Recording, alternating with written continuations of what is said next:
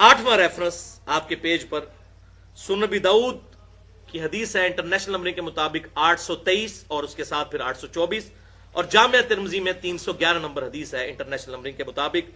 उबादा बिन सामत रदियल्लाहु ताला अन्हु से रवायत है। ये वही सहाबी हैं जिनसे बुखारी और मुस्लिम में वो हदीस हम पहले पढ़ चुके, ला सलाता लिमन लम यक़रा बिफातिहतिल किताब, कि उसकी नमाज नहीं होती जो नमाज में सूरतुल फातिहा नहीं पढ़ता।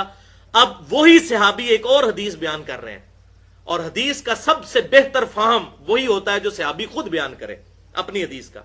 तो वह फाहम सुन लीजिए। हवाला मैंने बता दिया, सुनन नबी दाऊद 823 और 824, और जामिया तिरमिजी 311, और सुनन निसाई के अंदर भी यह हदीस मौजूद है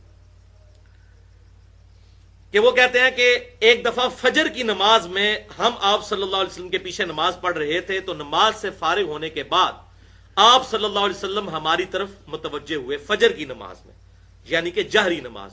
दो किस्म की नमाजें ना, जहरी जिसमें इमाम क़िरात ऊंची करता है, जहरी नमाजें 3 हैं, सलातुल मगरिब, सलातुल इशा और सलातुल फजर, और सिर्री जिसमें आहिस्ता आवाज से इमाम क़िरात करता है, वो 2 हैं, सलातुल ज़ुहर और सलातुल असर। तो कहते हैं फजर की नमाज थी जिसमें जहरी आवाज के साथ क़िरात की जाती है। तो आप सल्लल्लाहु अलैहि वसल्लम के पीछे हम क़िरात करते जा रहे थे। और क़िरात क्यों करते थे, ये बुखारी और मुस्लिम में भी कितनी हदीसें मिलती हैं कि उस वक्त कुरान पाक रिटन फॉर्म में सबके पास मौजूद नहीं था। आप सल्लल्लाहु अलैहि वसल्लम जब कुरान तिलावत करते थे ना, तो सहाबा किराम फिर साथ साथ पढ़ते थे ताकि हमें भी वो आयतें याद हो जाएं। अब तो अल्हम्दुलिल्लाह हर घर में हमारे पास मुसहफ मौजूद है, उस वक्त तो ये बात नहीं थी। तो सहाबा किराम अलैहिम रिदवान जो नई आयत नाजिल होती थी, आप सल्लल्लाहु अलैहि वसल्लम नमाज में तिलावत करते थे, तो सहाबा भी साथ साथ पढ़ते थे कि हमें याद हो जाए, तो साथ साथ वो क़िरात करते थे। तो फजर की नमाज में भी सहाबा किराम साथ साथ क़िरात कर रहे थे। अब ये मौका आया कि आप सल्लल्लाहु अलैहि वसल्लम ने उनको ये काम करने से मना कर दिया। ये वो हदीस है। तो नमाज के बाद आपने फरमाया लअल्लकुम तक़राऊन खल्फ़ इमामिकुम, क्या तुम इमाम के पीछे क़िरात करते हो।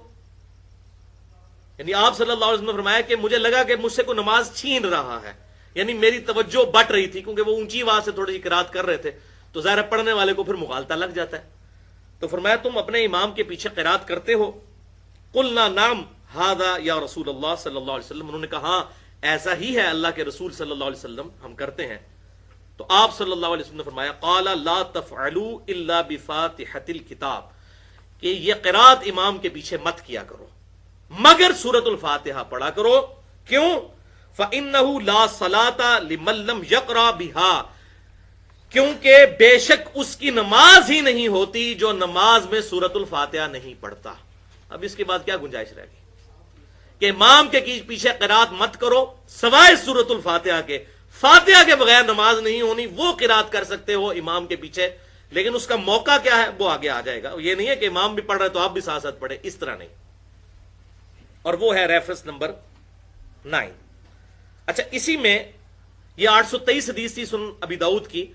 824 नंबर हदीस ये है कि वही उबादा बिन सामत रदियल्लाहु ताला अन्हु नबी सल्लल्लाहु अलैहि वसल्लम की वफात के बाद किसी ताबई के पीछे नमाज पढ़ रहे थे, और एक ताबई है नाफे, वो कहते हैं कि मैंने उबादा बिन सामत रदियल्लाहु ताला अन्हु के साथ नमाज पढ़ी, तो मेरे साथ खड़े थे। सुनन नबी दाऊद 824 नंबर। तो मुझे महसूस हुआ कि उन्होंने इमाम के पीछे सूरतुल फातिहा पढ़ी है, उम्मुल कुरान।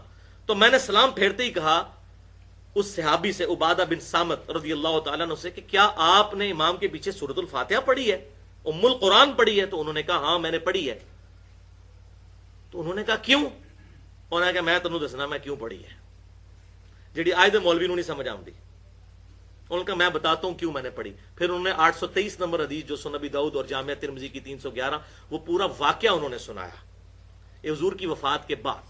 और सहाबी यही हैं उस हदीस के रावी जो बुखारी और मुस्लिम में भी है कि फातिहा के बगैर नमाज नहीं होती। वो सहाबी ने कहा कि भाई मैंने इसलिए नमाज, और यहां भी फजर की नमाज ही थी, वो ताबी कहते मैंने साथ पढ़ी फजर की नमाज, जहरी नमाज। तो उन्होंने कहा भाई बात यह है कि हम नबी सल्लल्लाहु अलैहि वसल्लम के पीछे भी फजर की नमाज में क़िरात कर रहे थे, फातिहा भी और साथ साथ पढ़ रहे थे, तो आप सल्लल्लाहु अलैहि वसल्लम ने हमें मना फरमा दिया, लेकिन कहा कि फातिहा जरूर पढ़नी है क्योंकि फातिहा के बगैर नमाज नहीं होती। और वही बात उन्होंने यहां पर रिपीट की अल्हम्दुलिल्लाह। और बल्कि सुनन इब्ने माजा में इंटरनेशनल नंबरिंग के मुताबिक 843 नंबर हदीस है کہ جابر بن عبداللہ رضی اللہ تعالی عنہما ظہر اور عصر کی نمازوں میں امام کے پیچھے سورۃ الفاتحہ کے ساتھ سورت بھی ملایا کرتے تھے، اور وہ کہتے ہیں کہ ہم نبی صلی اللہ علیہ وسلم کے پیچھے سورۃ الفاتحہ کے ساتھ سورت بھی ملایا کرتے تھے ظہر اور عصر کی نماز کے اندر، کیونکہ اب بہانا ہی کوئی نہیں نا، امام کی قرات تو سننی کوئی نہیں ہے، تو فاتحہ تو پڑھنی ساتھ سورت بھی ملاتے تھے، اور آخری 2 رکعتوں میں ہم صرف سورۃ الفاتحہ پڑھ لیا کرتے تھے۔ اور یہ بہانے تو ویسے بنائے ہوئے ہیں کہ جی وہ قرآن ہم سن رہے ہوتے ہیں، ورنہ مغرب کی آخری رکعت میں، عشاء کی آخری 2 رکعتوں میں، اس میں تو امام آہستہ آواز سے پڑھ رہا ہوتا ہے، اس وقت بھی نہیں سورۃ الفاتحہ پڑھتے، وہ میں آگے بتاتا ہوں کہ کیا کچھ کرتے ہیں یہ لوگ، والعیاذ باللہ تعالی۔ تو اسی حدیث، یہ جو ہم نے سیدنا عبادہ ابن صامت رضی اللہ تعالیٰ عنہ کی سنی، اسی پر امام ترمذی کے کامنٹس ہیں حدیث نمبر 311 کے کانٹیکسٹ میں، کہ اکثر صحابہ اکرام علیہم رضوان اور تابعین اور پوری امت کے علماء، چاہے وہ امام مالک ہوں، امام شافعی ہوں، امام احمد بن حنبل ہوں، عبداللہ ابن مبارک، ایک ایک امام کا نام لے کر انہوں نے کہا سوائے اہل کوفہ کے، یعنی وہی نجدیوں کے علاوہ، کوفیوں کے علاوہ، سب کے سب لوگ امام کے پیچھے سورۃ الفاتحہ پڑھا کرتے تھے، لیکن کب پڑھتے تھے وہ اب ڈیٹیل آ رہی ہے، وہ آپ کے پیج کے اوپر ہے، ریفرنس 9۔ جز القراء امام بخاری کی کتاب ہے، جیسے امام بخاری نے جز رفع الیدین پوری کتاب لکھی ہے نا، جز حدیث کی اس کتاب کو کہتے ہیں جو کسی ایک ٹاپک پر لکھی جائے۔ جز رفع الیدین لکھی، جو میں نے مسئلہ نمبر 70B ریکارڈ کروایا ہے، رفع الیدین سے متعلق فرقہ وارانہ نظریات کا تحقیقی جائزہ، اس میں اس پوری کتاب کا تعارف ہے۔ تو امام بخاری نے ایک جز القراء بھی لکھی ہے، اس کے اندر انٹرنیشنل نمبرنگ کے مطابق 274 نمبر یہ حدیث موقوف ہے، سیدنا ابو ہریرہ رضی اللہ تعالیٰ عنہ کا قول، آپ کے پیج پر ریفرنس 9۔ للامام سکتتان، امام کے لیے ہوتے ہیں 2 سکتے، امام 2 سکتے کرتا ہے تلاوت کرتے ہوئے، ایک سورۃ الفاتحہ سے پہلے اور دوسرا رکوع میں جانے سے پہلے، یعنی قرات کرنے کے بعد امام کے ہوتے ہیں 2 سکتے۔ فَاغْتَنِمُوا الْقِرَاءَةَ فِيهِمَا، تو تم غنیمت سمجھو ان 2 سکتوں میں قرات کرنے کو، بفاتحۃ الکتاب، سورۃ الفاتحہ کی تلاوت کو، ان 2 خاموشیوں میں جو امام خاموش رہتا ہے اس ٹائم کو غنیمت سمجھتے ہوئے اس میں سورۃ الفاتحہ پڑھ لیا کرو۔ یہ امام ابو ہریرہ رضی اللہ تعالیٰ عنہ کا فتویٰ ہے کہ سکتوں میں پڑھنا ہے جب امام خاموش ہوتا ہے، اور یہ سکتے پہلی رکعت میں 2 ہوتے ہیں، وہ صحیح مسلم میں موجود ہے کہ آپ صلی اللہ علیہ وسلم دوسری رکعت جب شروع کرتے تھے تو سکتہ نہیں کرتے تھے، وہ ڈائریکٹ آپ سورۃ الفاتحہ سے شروع کرتے تھے، ہاں پھر رکوع سے پہلے سکتہ کیا کرتے تھے۔ اور سکتوں کا بھی ثبوت، پہلا سکتہ تو صحیح بخاری اور صحیح مسلم کی متفق علیہ حدیث ہے، آپ صلی اللہ علیہ وسلم سورۃ الفاتحہ سے پہلے ثنا پڑھا کرتے تھے، اس کا سکتہ کرتے تھے، اور اسی میں صحابہ کرام علیہ رضوان کہتے ہیں کہ آپ صلی اللہ علیہ وسلم کا اتنا سکتہ ہوتا کہ سورۃ الفاتحہ بھی پڑھ لیا کرتے تھے وہ لوگ۔ تو یہ پہلا سکتہ ہوتا تھا، اور دوسرا سکتہ سنن نبی داؤد میں انٹرنیشنل نمبر کے مطابق 777 نمبر، اور سنن ابن ماجہ میں 845 نمبر حدیث ہے کہ آپ صلی اللہ علیہ وسلم رکوع میں جانے سے پہلے قرات کرنے کے بعد ایک لمبا سا سکتہ کیا کرتے تھے، اور اس کا مقصد یہی ہوتا تھا کہ جو لیٹ نماز میں شامل ہوا ہے اس سکتے میں، اس خاموشی کے اندر قرات کر لے۔ تو یہ بالکل کلیئر ہو گیا، آگے انشاءاللہ یہ مزید کھل کے میں یہ ساری چیزیں بیان کروں گا۔ ریفرنس نمبر 10، آخری ریفرنس آپ کے پیج کے اوپر، یہ بھی سیدنا ابو ہریرہ رضی اللہ تعالیٰ عنہ کا قول ہے، جز القراء انٹرنیشنل نمبر کے مطابق 132 نمبر حدیث موقوف امام بخاری نے جز القراء کے اندر لی ہے کہ سیدنا ابو ہریرہ رضی اللہ تعالیٰ عنہ نے ارشاد فرمایا، لا یجزئک الا ان تدرک الامام قائما قبل ان یرکع، تیرے لیے جائز نہیں ہے کہ تو اپنی رکعت کو شمار کرے یہاں تک کہ تو امام کو رکوع سے پہلے قیام میں نہ پالے۔ اب یہ دیکھ لیں کیا فتویٰ ہے، یہ کہتے ہیں جی رکوع میں رکعت مل جاتی ہے، امام ابو ہریرہ کا فتویٰ، یہ کوئی بعد کے اماموں کا نہیں ہو رہا جدھر لوگوں نے اپنی اپنی پارٹیوں کے امام بنائے ہوئے ہیں اور وہ جھگڑا کرتے ہیں، یہ امام ابو ہریرہ صحابی رسول رضی اللہ تعالیٰ عنہ کا فتویٰ کہ تیرے لیے وہ رکعت شمار کرنا جائز ہی نہیں ہے کہ جس رکعت میں تو امام کو رکوع سے پہلے قیام میں نہ پالے. اور اس سے اگلی روایت امام بخاری سیدنا ابو سعید خدری کی لے کر آئے انٹرنیشنل نمبرنگ کے مطابق جز القراء کے اندر 133 نمبر کہ ابو سعید خدری رضی اللہ تعالیٰ عنہ کہتے ہیں کہ تیرے لیے یہ جائز ہی نہیں کہ سورۃ الفاتحہ پڑھے بغیر تو رکوع میں شامل ہو. 133 نمبر روایت یہ ہے، یہ جائز ہی نہیں ہے، ورنہ وہ رکعت شمار نہیں ہوگی. باقی وہ جو حدیث پیش کی جاتی ہے بخاری اور مسلم سے ابو بکرہ رضی اللہ تعالیٰ عنہ کے بارے میں، ایک ابو بکر ہے نا، بخاری کی اس حدیث میں آتا ہے کہ عبداللہ بن عباس کا جب یہ قول بیان کرتے ہیں حضرت سعید ابن جبیر، تو ان کو بعض تبع تابعین کہتے ہیں کہ جب ہم لوگوں سے یہ بیان کرتے ہیں نا کہ اس سے مراد خیر کثیر ہے، تو لوگ کہتے ہیں کہ نہیں، الکوثر سے مراد جنت کی ایک نہر ہے الکوثر. تو سعید ابن جبیر کہتے ہیں کہ جنت کی وہ نہر بھی تو خیر کثیر میں داخل ہے، حضور کو جو جنت کی نعمتیں ملیں گی وہ بھی کثرت کے ساتھ ملیں گی. تو یہ اس کی جو تفسیر ہے نا خیر کثیر والی، یہ سب سے آپٹیمل ہے. اس میں جو ہے وہ حوض کوثر بھی شامل ہے. جو صحیح مسلم میں حدیث ہے کہ نبی صلی اللہ علیہ وآلہ وسلم صحابہ میں بیٹھے تھے تو آپ کو اچانک ایک اونگ آئی. تھوڑی دیر بعد جب آپ کی آنکھ کھلی تو آپ مسکرا رہے تھے، اور پھر آپ نے کہا کہ ابھی ابھی اللہ تعالیٰ نے مجھ پہ یہ آیات نازل کی ہیں، بسم اللہ الرحمن الرحیم، یعنی آپ السلام نے بسم اللہ سے اسے سٹارٹ کیا، انا اعطیناک الکوثر فصل لربک وانحر ان شانئک هو الابتر. اور پھر آپ نے فرمایا کہ جانتے ہو یہ الکوثر کیا ہے؟ تو صحابہ نے کہا اللہ اس کا رسول بہتر جانتے ہیں. تو آپ صلی اللہ علیہ وآلہ وسلم نے فرمایا یہ جنت میں ایک نہر ہے جو مجھے اللہ تعالیٰ نے عطا فرمائی ہے، اور اس کے کنارے کی جو مٹی ہے وہ کستوری سے زیادہ خوشبودار ہے، اور اس کے برتن آسمان کے ستاروں کے برابر ہیں. اور صحیح بخاری میں آتا ہے کہ شب معراج جب نبی علیہ السلام جنت میں سیر کر رہے تھے تو وہاں آپ کو ایک نہر دکھائی گئی، اور جبرائیل علیہ السلام نے کہا کہ یہ وہ الکوثر ہے جو آپ کو اللہ تعالیٰ نے عطا کی ہے. اور آپ صلی اللہ علیہ وآلہ وسلم کے الفاظ ہیں بخاری مسلم دونوں میں کہ اس کا جو مشروب ہے وہ دودھ سے زیادہ سفید، شہد سے زیادہ میٹھا، اور اس کی خوشبو کستوری کی خوشبو سے زیادہ ہے، اور جو کوئی ایک دفعہ میرے حوض کوثر سے وہ مشروب پی لے گا اسے کبھی بھی پیاس نہیں لگے گی. جنت میں جو انسان کھائے پیے گا نا وہ بھوک کی وجہ سے نہیں، ذہن میں رکھے گا، بھوک ایک عیب ہے، پیشاب ایک عیب ہے، نیند ایک عیب ہے، اسی لیے یہ تینوں چیزیں جنت میں نہیں ہیں. جنت میں انسان کھائیں گے لذت لینے کے لیے، پیشاب نہیں ہوگا، بخاری مسلم میں الفاظ ہیں خوشبودار ڈکار آئے گی، سارا کھانا ہضم. تو جنت چونکہ نعمتوں کا نام ہے کوئی کمزوری نہیں، وہاں پہ نیند بھی نہیں ہے. یہاں پہ تو ہم نیند کیوں یوز کرتے ہیں؟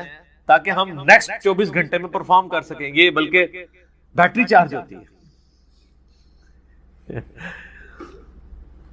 وہ میری خالہ جو ہے نا وہ بڑے پیارے الفاظ استعمال کرتی ہیں. ان کی بیٹیاں جب چھوٹی تھی نا تو سوئی ہوتی تھی نا تو کون سے پوچھتا تھا بیٹیاں کہتے ہیں چارجنگ تے لائی ہیں، کیونکہ بچے جب اٹھتے ہیں نا پھر تو آپ ان کو سنبھال بیٹھے، جب تک یہ سونا نہ جائیں سکون نہیں آتا. تو وہ جو سوتے ہیں نا وہ چارجنگ پہ لگے ہوئے ہوتے ہیں، پھر جیسے صبح انہوں نے اٹھنا ہے نا ہیٹھلی اوپرلی کر دینی ہے. تو قیامت میں جنت والے دن آپ کو جنت میں چارجنگ کی ضرورت نہیں ہے، بلکہ نیند وہاں پہ ضرورت ہی نہیں. اللہ تعالیٰ نے ویسے ہی انسان کو اتنی انرجی دی ہوئی ہوگی. تو لہذا آپ علیہ السلام کا جو فرمان ہے نا کہ جو ایک بار پیے گا وہ کبھی پیاسا نہیں ہوگا. تو کسی کے ذہن میں خیال آ سکتا ہے کہ پیاسا نہیں ہوگا تو پھر پانی کی لذت کیا؟ وہ اللہ تعالیٰ نے جنت کی نعمتوں میں لذت ہی اتنی رکھی ہے کہ انسان لذت کی وجہ سے اس کو استعمال کرے گا. اور پھر انہی احادیث میں بخاری و مسلم کے موجود ہے کہ میرے حوض کوثر پہ پھر ایسے لوگ بھی لائے جائیں گے جن میں پہچانتا ہوں گا، اور جب میں انہیں مشروب پلانے لگوں گا تو میرے ان کے درمیان ایک آڑ قائم کر دی جائے گی. تو میں کہوں گا کہ یہ تو میرے صحابہ ہیں، اصحابی اصحابی. امتی والی روایتیں بھی ہیں بخاری مسلم میں اصحابی والی ہوئی ہے. تو مجھے بتایا جائے گا کہ یا رسول اللہ آپ کو نہیں پتا آپ کے بعد انہوں نے دین میں بدعتیں جاری کر دی تھی اور الٹے قدم پھر گئے تھے. تو آپ صلی اللہ علیہ وآلہ وسلم فرماتے ہیں کہ پھر میں کہوں گا سحقا سحقا لمن غیر بعدی، ان پہ پھٹکار ہو، ان کو مجھ سے دور کر دو جنہوں نے میرے بعد میرے دین کو بدل دیا. یہ حدیث بخاری اور مسلم دونوں میں ہے، اور حوض کوثر والے چیپٹر میں امام مسلم اسے لے کے آئے ہیں، بخاری میں بھی موجود ہے.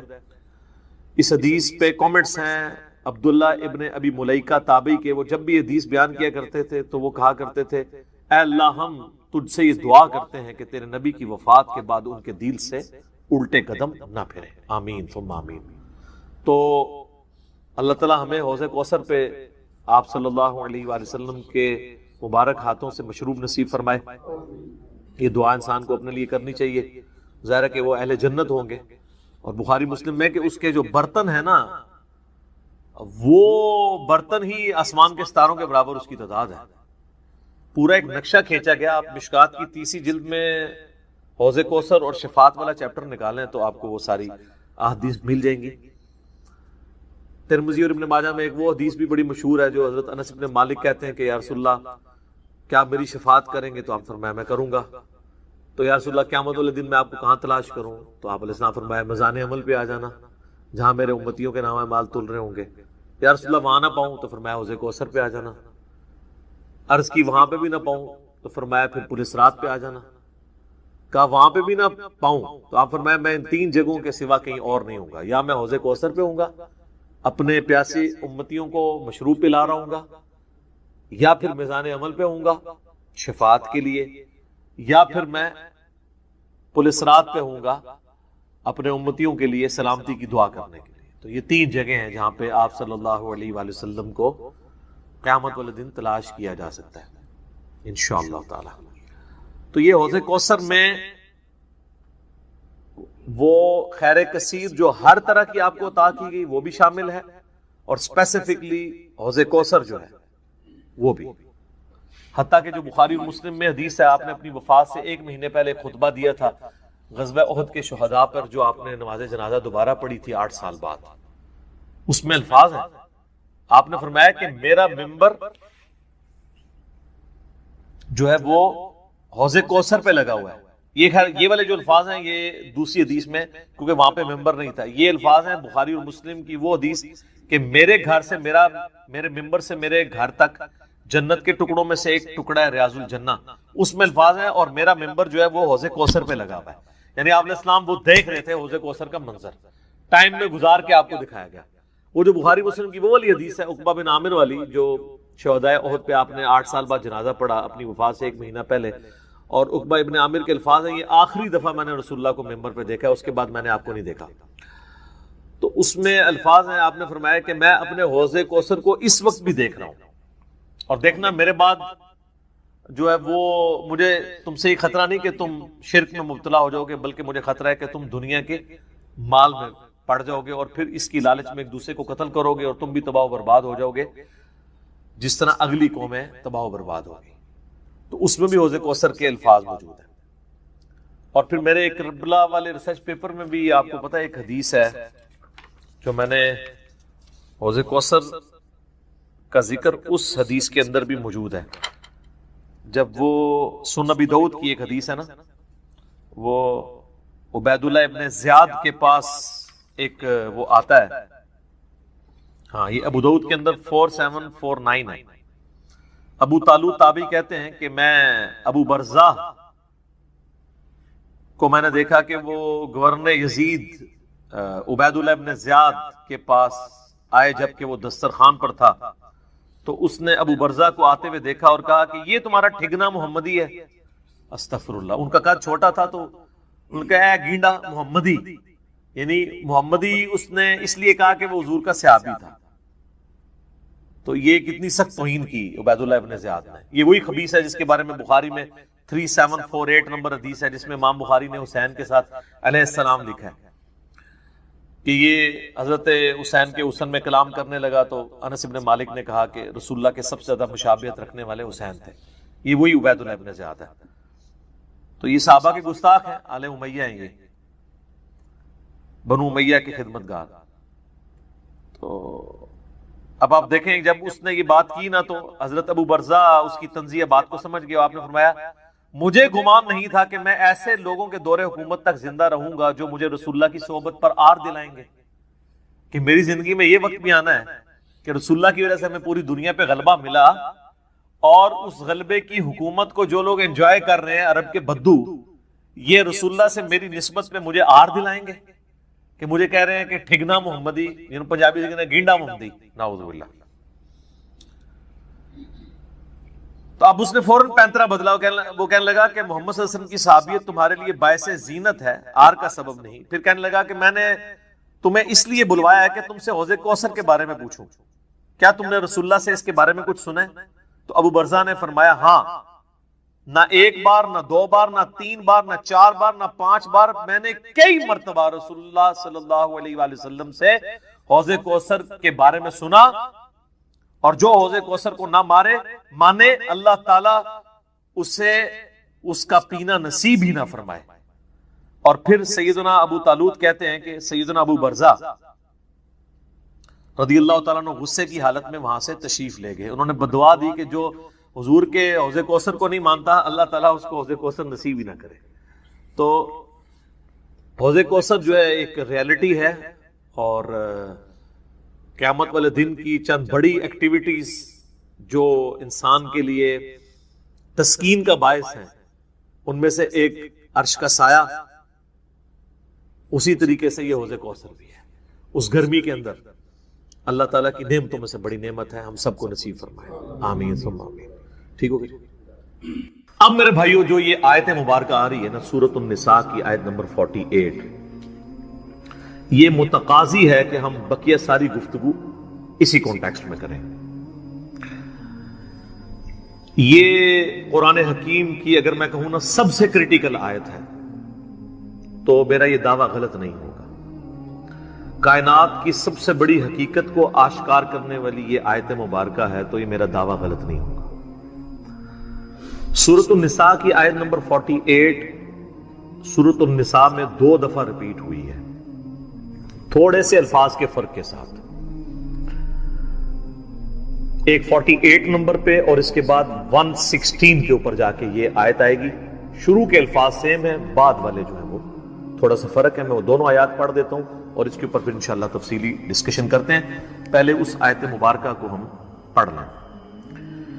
ان اللہ لا یغفر ان یشرک بہ, بے شک اللہ اس گناہ کو تو کبھی معاف نہیں کرے گا کہ کوئی شخص اس حال میں اللہ کے حضور قیامت کے دن پیش ہوا کہ وہ دنیا میں شرک کرتا ہوا.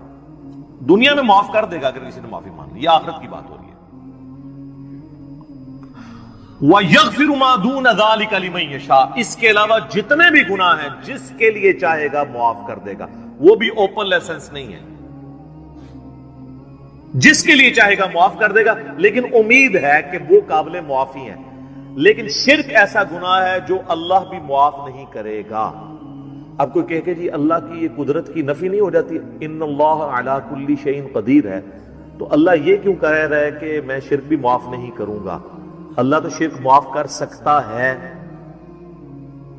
ہم یہ جملہ بھی نہیں بولیں گے کہ کر سکتا ہے. اس لیے لا تبدیل لکلمات اللہ, جو اللہ کی وعیدیں ہیں نا وہ اللہ کے فیصلے ہیں. یہ بہت سخت معاملہ ہے, اللہ کے کلمات نہیں بدلتے.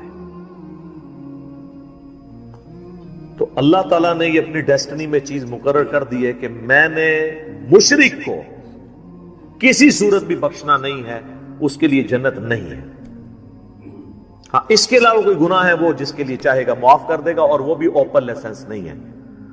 اور اس میں آپ کو ایک گناہ کے حوالے سے بتا دوں, سن نبی داؤد میں حدیث ہے, نبی صلی اللہ علیہ وآلہ وسلم نے فرمایا کہ 2 گناہ ایسے ہیں جو اللہ تعالیٰ کبھی معاف نہیں کرے گا, باقی ہر گناہ معاف کر دے گا. ایک شرک اور دوسرا کسی مؤمن کا قتل ناحق. یہ جو اس میں ایک اشارہ تھا نا کہ اس کے علاوہ ہر گناہ چاہے گا, جس کے لیے چاہے گا معاف کر دے گا, تو اس کا کیا مطلب ہے؟ جس کے لیے نہیں چاہے گا نہیں معاف کرے گا. تو اس میں بھی اشارہ موجود ہے کوئی ایسی چیز بھی ہے کہ جو اللہ تعالیٰ جس پہ گرفت کر سکتا ہے، اور وہ ہے قتل ناحق کسی مؤمن کا۔ تو اب مجھے بتائیں، جنہوں نے حسین ابن علی اور ان کے ساتھیوں کو ناحق قتل کیا، وہ کس امید پہ بیٹھے ہوئے ہیں؟ اور ان کو جنت کی جھوٹی خوشخبریاں سنانے والے کس امید پہ بیٹھے ہوئے ہیں؟ سوچنے والوں کے لیے یہ چیز کافی ہے۔ سن نبی داؤد کی حدیث، وَمَن يُشْرِكْ بِاللَّهِ، اور جس نے اللہ کے ساتھ شرک کیا، فَقَدِ افْتَرَىٰ إِثْمًا عَظِيمًا، تو اس نے بہت بڑا جھوٹ اللہ تعالیٰ کے اوپر باندھ دیا، بہت بڑا گناہ کا کام اس نے کیا جس نے شرک کیا۔ اچھا، سورہ نساء کی آیت نمبر 116 جب آئے گی نا، اس میں پہلے الفاظ تو یہی ہوں گے، ان اللہ لا یغفر ان یشرک بہ ویغفر ما دون ذلک لمن یشاء، لیکن اگلے الفاظ ہیں ومن یشرک باللہ فقد ضل ضلالا بعیدا، جو کوئی اللہ کے ساتھ شرک کرے وہ گمراہ ہوا اور گمراہی میں دور جاتا۔ اللہم لا تجعلنا منہم، اللہم من احییتہ منا فاحیہ علی الاسلام ومن توفیتہ منا فتوفہ علی الایمان، آمین۔ رضیت باللہ ربا وبالاسلام دینا وبمحمد نبیا صلی اللہ علیہ وآلہ وسلم، آمین۔ اب یہ میرے بھائیو ایسا ٹاپک ہے کہ میں اس پہ اگر کم از کم 2 گھنٹے بولوں نا تو تب میری تسلی ہوگی، لیکن میں نے چونکہ پچھلی قرآن کلاسز جو 344 لیکچرز میں مکمل ہوئی تھی، ان میں اس آیت کے اوپر آلموسٹ 1.25 گھنٹے کی ویڈیو ریکارڈ کروا دی تھی اسی آیت کے اوپر۔ مسئلہ نمبر 3 کے نام سے وہ اپلوڈڈ ہے یوٹیوب کے اوپر، دعا صرف اللہ ہی سے۔ آپ یوٹیوب پہ ویسے بھی لکھیں نا دعا صرف اللہ ہی سے اور علی مرزا، تو وہ ویڈیو کھل جائے گی۔ اور اس کے بعد بھی کئی ایک لیکچرز وقتاً فوقتاً میں نے ریکارڈ کروائے، وسیلے کے نام پر دھوکہ، مجھے تم سے شرک کا خطرہ نہیں، یہ اکثر آپ سنتے ہیں نا، تخت بلقیس والا واقعہ، موسیٰ اور خضر والا واقعہ علیہ السلام، ہر وہ چیز جسے دھوکہ کر کے نا قبر پرستی یا بابا پرستی یا بابوں سے مانگنا سکھاتے ہیں نا، ایک ایک چیز کے اوپر میں نے الگ سے تسلی کروائی ہے قرآن، بخاری اور مسلم کی روشنی میں، الحمدللہ۔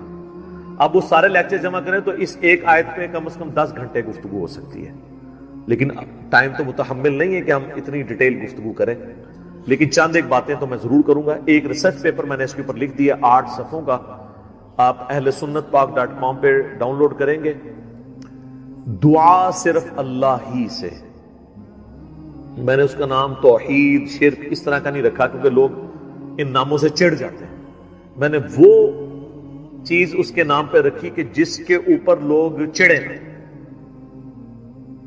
آپ کسی بھی مسلمان سے، خواہ بریلوی ہو، دیوبندی ہو، اہل حدیث ہو، اہل تشیع ہو، جا کے پوچھیں کہ دعا کس سے کی جاتی ہے تو کیا کہے گا؟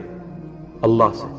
کوئی آپ کو نکھٹو قسم کا بھی بندہ یہ نہیں کہے گا کہ دعا جو ہے وہ کسی فرشتے سے ہو سکتی ہے، کسی جن سے ہو سکتی ہے، کسی پیغمبر سے ہو سکتی ہے۔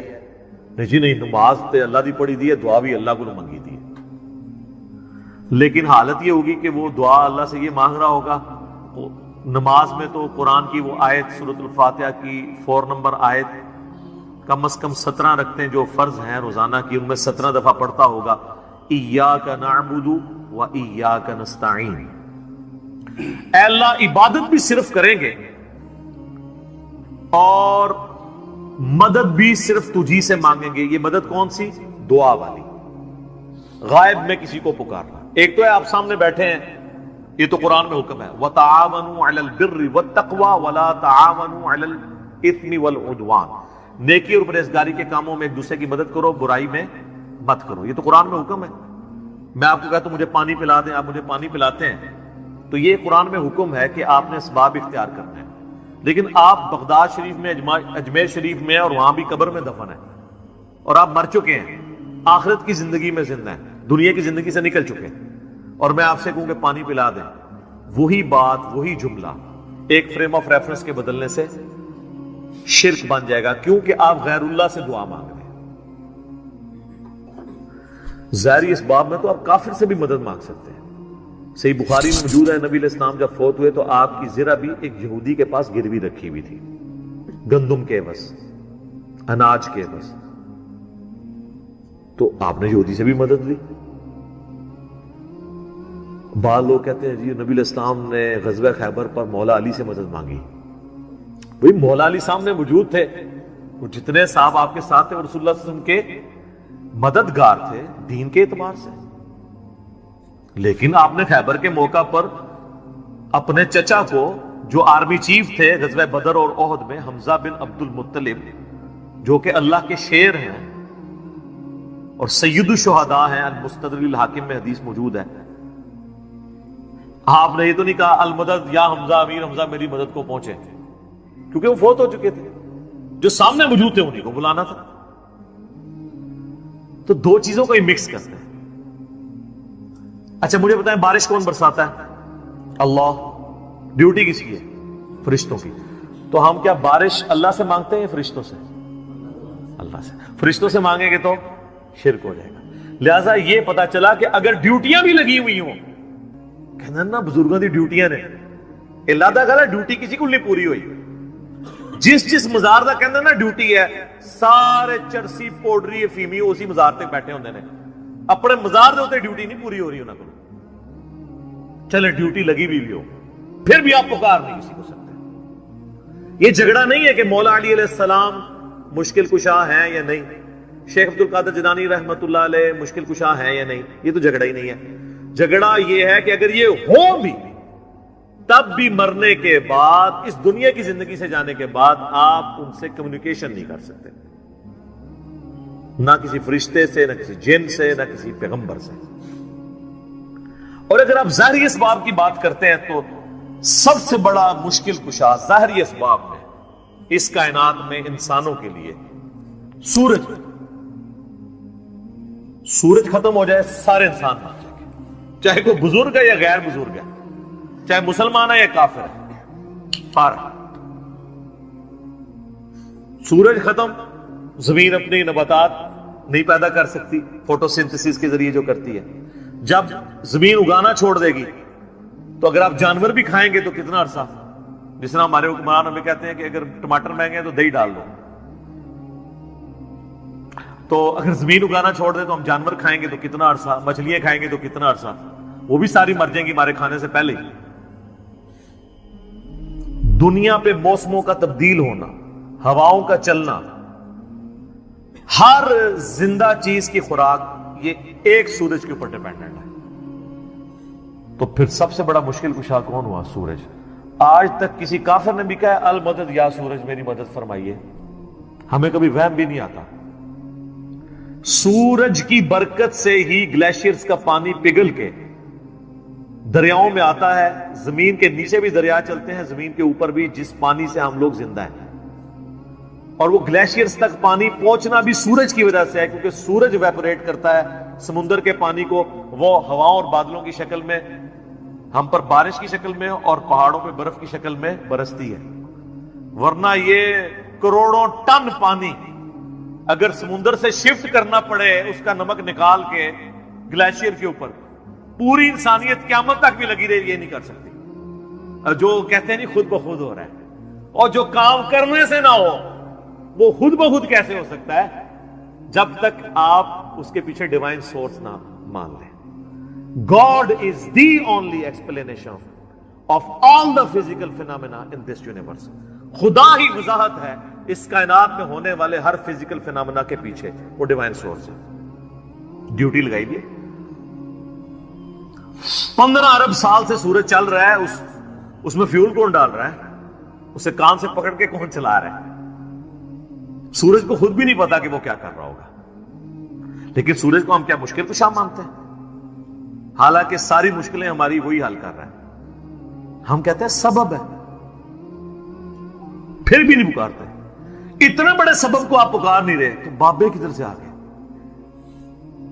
بابے تو خود آپ کے نذرانوں پہ چلتے ہیں، کھانا کھا لیں تو انہیں ٹوائلٹ کی ضرورت پڑ جاتی ہے، اور جو کوئی کہتا ہے نا میں سمندر، دریا یا زلزلہ روک سکتا ہوں، وہ اپنا پیشاب کو روک کے بتا دے نہیں۔ وہ پچھلے دنوں ایک انڈیا کے وہ مولانا صاحب کی ویڈیو بھی اپلوڈ ہوئی تھی نا کہ شیخ عبد القادر جیلانی کی مجلس میں ایک وقت کے بہت بڑے ولی بیٹھے تھے، اس دوران انہیں پیشاب آ گیا اور شدت شدید تھی، روک لیتے نا، انہیں خود مان لیا کہ بزرگ نہیں پیشاب روک سکتے. وہ کہتے ہیں عبد القادر جیلانی نے اینڈ جناب چادر سٹی انہوں نے جا کے ڈگی تھی، پھر کسی میدان پہنچ کے فارغ ہو کے واپس آئے. تو روک لیندے نا، اس میں الفاظ ہیں، وہ کہتے ہیں وہ بہت بڑے ولی اللہ تھے، پیشاب نہیں رک سکتا سر، نہ، انسان بہت کمزور ہے، کھانا نہ کھائے زندہ نہیں رہ سکتا، محتاج ہے. سورۃ المائدہ کی آیت نمبر 72 میں آیا عیسیٰ اور ان کی ماں روٹی کے محتاج تھے. اگر عیسیٰ اولو العزم پیغمبر محتاج ہیں کھانا کھانے کے، اور ان کی ماں سارے بزرگوں سے بڑی بزرگ ولیہ مریم بنت عمران وہ روٹی کی محتاج ہیں، تو بابوں کی کیا اوقات ہے؟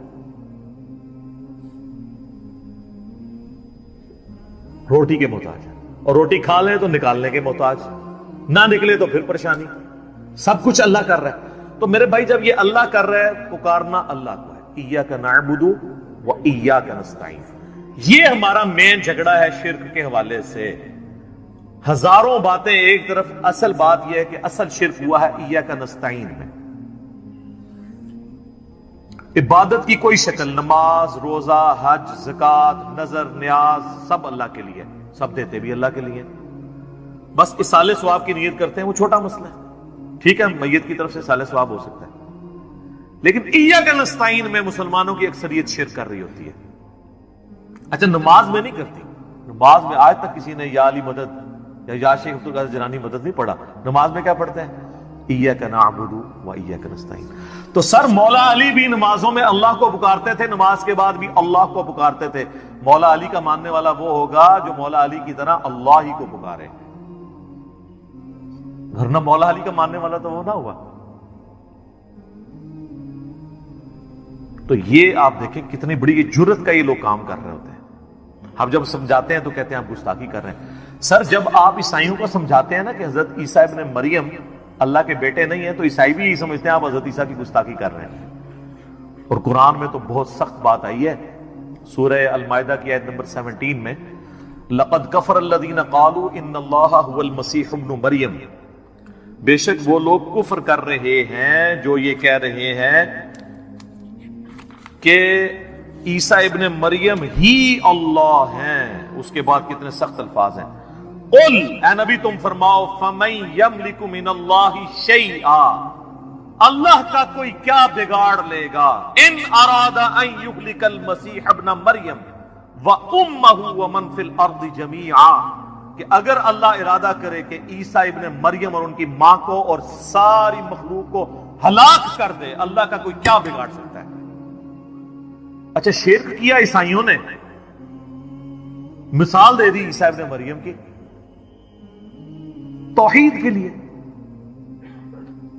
لہذا بابوں کی مثال آئے گی. سر عیسیٰ سے بڑا تو کوئی بابا نہیں ہے.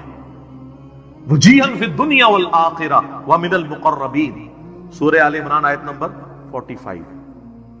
اور 5 اولو العزم پیغمبر جو سورۃ الاحزاب میں سورہ شورى میں آئے، محمد رسول اللہ، ابراہیم علیہ السلام، موسیٰ علیہ السلام، نوح علیہ السلام اور عیسیٰ علیہ السلام، ان میں سے ایک ہے عیسیٰ ابن مریم. اور اللہ فرما رہا ہے اللہ کا کوئی کیا بگاڑ لے گا اگر اللہ عیسیٰ اور اس کی ماں اور سب لوگوں کو ہلاک کر دے. وَلِلَّهِ مُلْكُ السَّمَاوَاتِ وَالْأَرْضِ، بادشاہت تو آسمان اور زمین کی اللہ کی ہے. وَمَا بَيْنَهُمَا، اور جو کچھ اس کے درمیان ہے اس کا مالک بھی اللہ ہے. يَخْلُقُ مَا يَشَاءُ، جو چاہتا ہے پیدا کرتا ہے. عیسیٰ کو بھی اس نے پیدا کیا، یہ اس کی مخلوق ہے. That's all، جس طرح اور مخلوقات ہیں. وَاللَّهُ عَلَى كُلِّ شَيْءٍ قَدِيرٌ، اور اللہ تعالیٰ ہر چیز کے اوپر قادر ہے. سر کس لیول پہ جا کے آپ کو اللہ سمجھائے، کس لیول کے اوپر جا کے؟ توحید کا معاملہ بہت سینسٹیو ہے. میں اکثر ایک جملہ بولتا ہوں، شرک is the most sensitive issue in the sight of Allah. اللہ کے حضور شرک سے زیادہ کوئی حساس معاملہ نہیں ہے. اس لیے تو یہ آیت آئی ہے کہ اللہ نے ہر گناہ معاف کر دینا لیکن یہ معاف نہیں کرنا. لیکن سر ایک خوشخبری بھی ہے. سورۃ الفرقان کی آیت نمبر 70 میں آیا کہ اگر کوئی شرک سے دنیا کی زندگی میں توبہ کر لے، ہم اس کے گناہوں کو بھی نیکیوں سے بدل دیں گے. سبحان اللہ وبحمدہ، سبحان اللہ وبحمدہ، سبحان اللہ العظیم، عدد خلقہ ورضا نفسہ وزنۃ عرشہ ومداد کلماتی.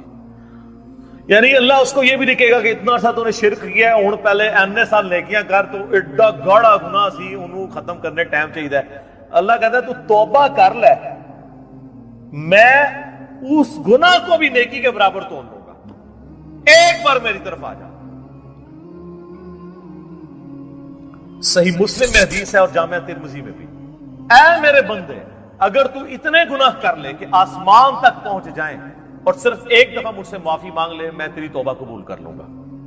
اور اے میرے بندے اگر تو زمین و آسمان گناہوں کے بھر کے قیامت والے دن میرے پاس آیا لیکن تو نے ایک گناہ نہ کیا ہوا اور وہ ہے مجھ سے کے ساتھ کسی کو شریک ٹھہرانا، تو میں اس قدر مغفرت کے ساتھ اس سے ملاقات کر لوں گا اگر تو نے شرک نہ کیا ہوا.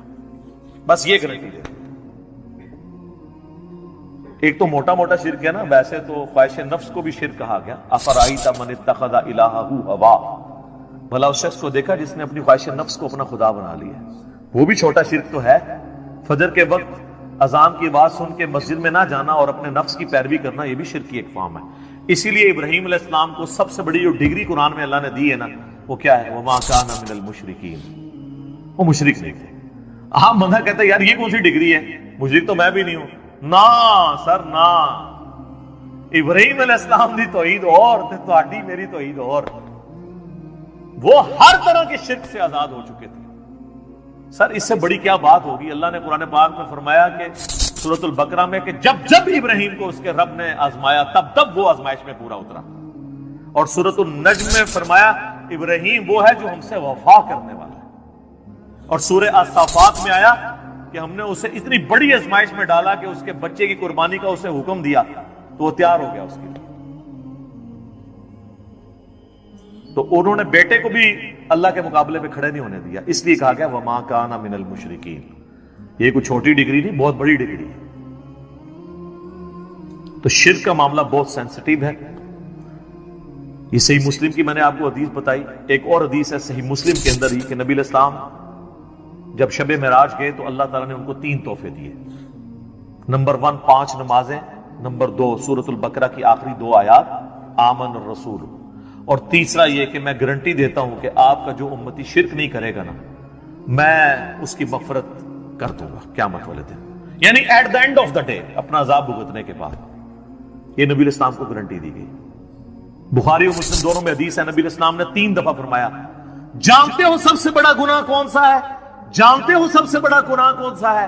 جانتے ہو سب سے بڑا گناہ کون سا ہے؟ صحابہ نے کہا یا رسول اللہ اور اس کا رسول بہتر جانتے ہیں. آپ فرمایا کیا میں تمہیں بتا نہ دوں؟ تمہیں بتا نہ دوں؟ بتا نہ دوں؟ کہ یا رسول اللہ بتائیں. فرمایا اللہ کے ساتھ شرک کرنا. اور ایک اور حدیث ہے بخاری اور مسلم کی، اس میں بھی یہی الفاظ ہیں، لیکن اس میں الفاظ ہیں کہ تم اللہ کے ساتھ شرک کرتے ہو حالانکہ اس نے تمہیں پیدا کیا ہے. پیدا کرنے والا اور پیدا ہوا برابر نہیں ہو سکتے. سر اللہ ہی ہے جو پیدا کرنے والا ہے، باقی سب پیدا ہوئے ہیں، تو وہ اللہ کے مقابلے میں کیسے آ سکتے ہیں؟ نیور، کبھی نہیں آ سکتے. صحیح بخاری اور مسلم میں ایک اور حدیث ہے، معاذ ابن جبل کہتے ہیں کہ میں نبی علیہ السلام کے پیچھے ایک دفعہ سواری پہ گدھے پہ بیٹھا تھا. آپ کے اور میرے درمیان بس ایک پالان کی لکڑی تھی، یعنی آپ علیہ السلام نے اپنے پیچھے وہ ایک چھوٹی سی لکڑی رکھی ہوئی تھی کمر کو سپورٹ دینے کے لیے. اب وہ یہ نقشہ اس لیے کھینچ رہے تھے اپنا رسول اللہ سے قرب بتانے کے لیے کہ میری خوش نصیبی ہے کہ حضور گدھے پہ بیٹھے ہیں آگے اور میرے اور نبی علیہ السلام کے درمیان صرف ایک لکڑی کی وہ پالان کی ڈنڈی ہے لکڑی کی. سر آپ ذرا خوش نصیبی کا لیول دیکھیں. اور نبی علیہ السلام سواری پہ مجھ سے ارشاد فرماتے ہیں معاذ، تو کہتے ہیں میں نے کہا یا رسول اللہ حاضر ہوں، حکم کیجئے. پھر حضور نے دوسری دفعہ کہا اے معاذ، پھر انہوں نے کہا یا رسول اللہ میں حاضر ہوں، تیسری دفعہ بھی اس طرح کہا. پھر حضور نے، یعنی یہ اس لیے آپ کرتے تھے کہ کسی کو اٹینٹیو کریں کہ میں آپ کو بہت بڑی بات کرنے لگا. تو میں معاذ جانتے ہو کہ اللہ کا اپنے بندوں پہ کیا حق ہے؟ کہ رسول اللہ اور اس کا رسول بہتر جانتے ہیں. فرمایا کہ اللہ کا اپنے بندوں پہ یہ حق ہے کہ وہ صرف اسی کی عبادت کریں اور اس کے ساتھ کسی کو شریک نہ ٹھہرائیں. تو پھر نبی علیہ السلام خاموش ہو گئے. سواری تھوڑی آگے گئی. پھر آپ نے کہا معاذ کہ یا رسول اللہ حاضر، لبیک یا رسول اللہ، یہ الفاظ ہیں، یا رسول اللہ حاضر ہوں۔ پھر کہا معاذ لبیک یا رسول اللہ، 3 دفعہ۔ پھر جانتے ہو جو بندہ یہ کر لے کہ وہ شرک نہ کرے اور اللہ کی ہی عبادت کرے، اس بندے کا اپنے رب پہ کیا حق ہے؟ ہائے ہائے ہائے، بندے کا کیا حق ہو سکتا ہے؟ بندے کی کیا اوقات ہے؟ لیکن اللہ نے انسان کو یہ عزت دی ہے کہ جو شرک نہیں کرتا اور صرف اس کی بات کرتا ہے، وہ پھر اللہ پہ حق رکھتا ہے کہ ایسے بندے کو اللہ عذاب نہ دے اور قیامت والے دن بخش دے۔ یہ ہے اس بندے کا حق اپنے رب کے اوپر۔ اللہم اجعلنا منہم، آمین۔ اللہم انا نسألک جنت الفردوس مع النبیین والصدیقین والشہداء والصالحین، آمین۔ یہ اس بندے کا حق ہو جائے۔ سنن ابن ماجہ میں اور مسند احمد میں حدیث ہے، معاذ ابن جبل کہتے ہیں، یہی معاذ اور ابو درداء اصحاب صفہ میں سے، وہ کہتے ہیں میرے خلیل نے، میرے جگری یار نے رسول اللہ کے لیے وہی لفظ استعمال۔ سورۃ الملک نبی صلی اللہ علیہ وآلہ وسلم کی چند لاڈلی صورتوں میں سے، پسندیدہ صورتوں میں سے ایک صورت ہے۔ اس حوالے سے ایک بڑی زبردست حدیث ہے، صحیح سند کے ساتھ، جامعہ ترمذی میں موجود ہے، سنن نبی داؤد کے اندر موجود ہے، کہ اللہ کے محبوب صلی اللہ علیہ وآلہ وسلم نے فرمایا کہ قرآن حکیم میں 30 آیات پر مشتمل ایک صورت ایسی ہے جس نے اپنے پڑھنے والے کی شفاعت کی، حتیٰ کہ اسے جنت میں داخل کروا دیا، اور وہ صورت ہے تبارک الذی بیدہ الملک، یعنی یہ سورۃ الملک پارہ نمبر 29 اور سورت نمبر ہے 67۔ اسی کانٹیکسٹ میں جامعہ ترمذی میں اور روایتیں بھی موجود ہیں، لیکن وہ اتنی صحت کے درجے پہ نہیں ہیں جو مرفوع روایتیں ہیں، البتہ اس کو سپورٹیو چند یعنی موقوفاً روایتیں موجود ہیں۔ مثال کے طور پر جامعہ ترمذی میں ایک حدیث موجود ہے کہ نبی علیہ السلام نے فرمایا کہ سورۃ الملک منجیہ ہے، یہ نجات دینے والی ہے، عذاب قبر سے یہ مانع ہے۔ یہ تمام باتیں اصول محدثین پہ وہ روایت کمزور ہے، لیکن اس کو سپورٹیو ایک موقوفاً روایت المعجم الکبیر طبرانی میں موجود ہے۔ عبداللہ ابن مسعود رضی اللہ تعالیٰ عنہ کہتے ہیں، یہ بالکل صحیح سند کے ساتھ ہے، کہ جو سورۃ الملک ہے یہ نجات دینے والی ہے اللہ کے اذن سے، منجیہ ہے، یہ مانع ہے، عذاب قبر سے روکنے والی ہے۔ اس سورت کے پڑھنے والے کو جب قبر میں دفنایا جائے گا تو وہ سرہانے کی طرف سے آ کے عذاب قبر کے اگینسٹ اللہ تعالیٰ کے حضور سفارش کرے گی یہ صورت، حتیٰ کہ اسے اللہ تعالیٰ بخش دے گا۔ تو اور پھر ساتھ عبداللہ ابن مسعود نے فرمایا کہ رات کو سونے سے پہلے اس صورت کو پڑھ لیا کرو۔ ایک کمزور روایت جامعہ ترمذی میں بھی ہے کہ سیدنا یعنی نبی صلی اللہ علیہ وآلہ وسلم کے حوالے سے ہی بیان کیا گیا کہ آپ علیہ السلام بھی رات کو سونے سے پہلے یہ صورت پڑھتے تھے، تو اس کو سپورٹیو یہ روایت بھی ہو جاتی ہے۔ اس طرح ایک اور ہے سیدنا خالد بن معدان کے بارے میں، سنن طبرانی کے اندر ایک تابعی ہیں، 103 ہجری میں فوت ہوئے، ان کے بارے میں آتا ہے کہ وہ اس وقت تک نہیں سوتے تھے جب تک کہ سورہ السجدہ اور سورہ ملک کی تلاوت کر نہ لیں رات کو، اور وہ کہتے تھے کہ یہ 2 صورتیں اللہ کے عذاب سے نجات دینے والی صورتیں ہیں، حتیٰ کہ یہ اللہ تعالیٰ کے ساتھ جھگڑا کریں گی اس کی شان کے لائق، جس طرح ہے کہ یا اللہ یہ بندہ ہمیں پڑھا کرتا تھا، یا تو اس شخص کو چھوڑ دے یا ہمیں اپنی کتاب سے نکال دے، تو اللہ تعالیٰ ان کی شفاعت قبول فرما لے گا۔ یہ تو یعنی مطلقاً بھی روایتیں موجود ہیں۔ مسند احمد میں حدیث موجود ہے کہ نبی علیہ السلام نے فرمایا کہ روزہ اور قرآن قیامت والے دن شفاعت کریں گے، اور جس کے حق میں شفاعت کریں گے اللہ تعالیٰ شفاعت قبول فرما لے گا۔ تو یہ صورت یعنی کوشش کیا کریں کہ رات کو سونے سے پہلے پڑھ لیں، سنت ہے، یعنی تابعین سے، صحابہ سے ثابت ہے۔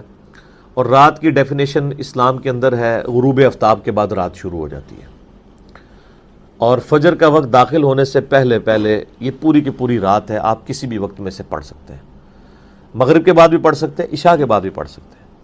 اور اگر کوئی رات کو پڑھنا بھول جائے تو صحیح مسلم میں ایک حدیث ہے کہ نبی صلی اللہ علیہ وآلہ وسلم نے فرمایا جو شخص رات کے وظائف بھول جائے یا کسی وجہ سے وہ سو جائے تو اگلے دن کی ظہر سے پہلے اگر ان کو پڑھ لے تو اللہ تعالیٰ اس کو وہی فضیلت عطا فرما دے گا۔ یعنی کتنا بڑا مارجن ہے اسی کے تحت ایک دفعہ وہ شاہ احمد نورانی صاحب نے ٹی وی میں کہیں کہہ دیا کہ جس کی تراویح کی نماز رہ جائے نا تو وہ صبح اشراق کے وقت میں بے شک پڑھ لے. تو لوگوں نے کہا لو جی انہوں نے کیا بات کر دی. تو ان کی بات بالکل ٹھیک تھی کہ اگر کوئی رات کو سویا رہ گیا تو نفلی عبادت ہے. تو اشراق کے وقت میں بھی ایون نبی علیہ السلام کبھی بعض کا تہجد کی نماز رہ جاتی تھی تو بخاری مسلم میں آتا ہے کہ آپ علیہ السلام پھر اشراق کے وقت میں اتنے نوافل اور پڑھ لیا کرتے تھے. تو یہ ٹالرنس اللہ تعالیٰ نے رکھی ہوئی ہے. لیکن یہ ساری یعنی نفلی عبادات ہیں, یعنی یہ اوبلیگیٹری نہیں ہے بلکہ سنت ہے اور نوافل کے طور پہ آتی ہیں نہ کہ فرائض کے طور پہ. اللہ کی یاد لا الہ الا انت سبحانک انی کنت من الظالمین سورۃ الانبیاء میں آیا, اور اللہ تعالیٰ نے فرمایا سورہ الصفات میں کہ اگر یونس اس دعا کے ساتھ ہمیں یاد نہ کرتا ہائے ہائے تو پھر اسی دن مچھلی کے پیٹ سے نکالا جاتا جس دن کے مردے نکالے جائیں گے. یعنی قیامت تک یعنی وہ مچھلی یونس کی قبر بن جاتی اگر وہ یہ دعا نہ کرتا. اس سے کئی رزلٹ نکلے. ایک تو رزلٹ یہ نکلا کہ یہ دعا اللہ کو اتنی محبوب ہے کہ وہ اللہ جس کا جلال اتنا ہے کہ وہ اپنے پیغمبر کو بھی کہہ رہا ہے کہ تو نے قیامت والے دن ہی نکلنا تھا, کہ مجھے اتنا غصہ ہے تیرے اوپر, گناہ کے اوپر نہیں لغزش کے اوپر, وہ غصہ بھی ٹھنڈا ہو گیا.